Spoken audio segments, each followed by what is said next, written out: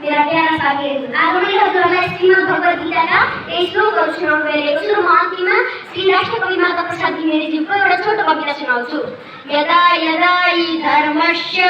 ग्लानिर्भवति भारत अभ्युत्थानमधर्मस्य तदात्मानं सृजाम्यहम् परित्राणाय साधूनां विनाशाय च दुष्कृताः धर्म संस्थापनार्थाय सम्भवामि युगे युगे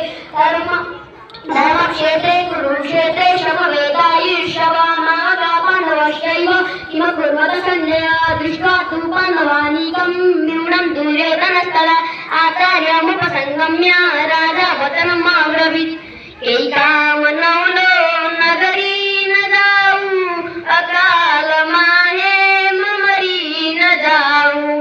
आयुष्य देऊर भविष्य देऊ